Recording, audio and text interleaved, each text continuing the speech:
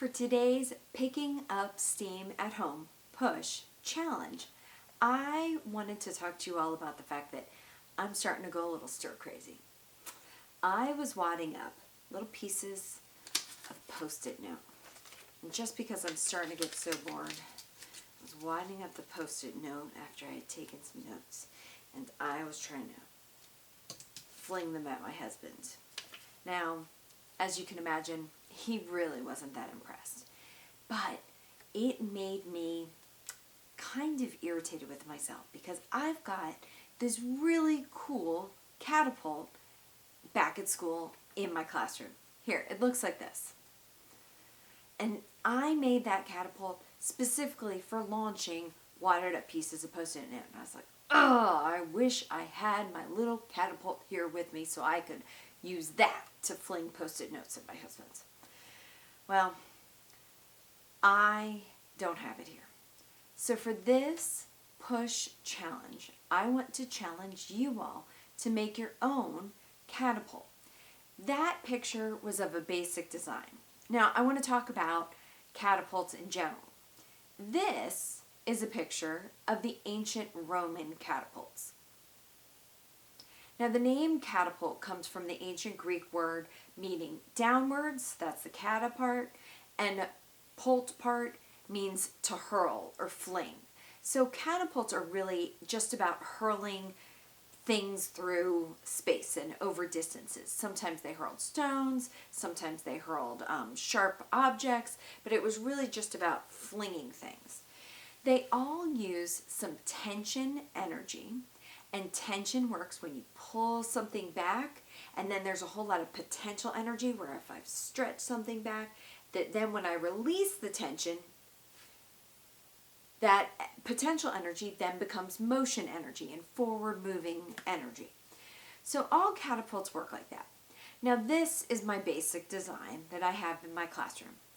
It's just made with there's 7 popsicle sticks in the center that I've rubber banded together into a wad, I guess. And then there's 2 popsicle sticks that I only rubber band one side of them together. And then I make it like a duck beak kind of going through the wad that I first made. I simply have a hot glue bottle cap, hot glue guns onto the top as my basket. And then I just use the tension energy, that elastic energy that the popsicle sticks have, pull it down and it releases. But I don't have popsicle sticks here at my house. So I started playing around with other ways I could make a catapult. And I want to challenge you to do the same thing. I made, my catapult is similar. It's about the same shape where it's got that angle.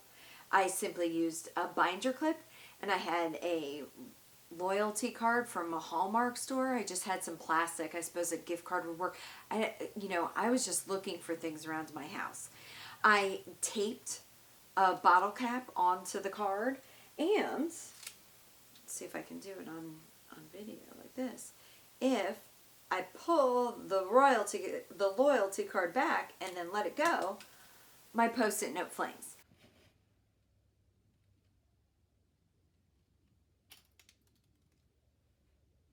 I'll take some other videos so you can see how my crazy little catapult worked. I do wish I had popsicle sticks, but maybe you can come up with something even more creative than this. A quick word of caution. Only use lightweight and soft things like paper or pom-poms, and never aim at anyone's head or face. So I challenge you to make your very own catapult. Certainly research catapults on the internet. There's lots of information and lots of people have other ideas.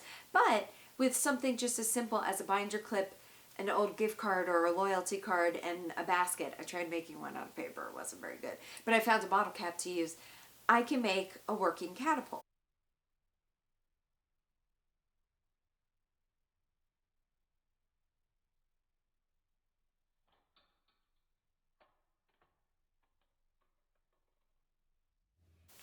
Don't forget to tweet me or email me with your final designs, particularly if you're really proud of it, because I'd love to see what you got.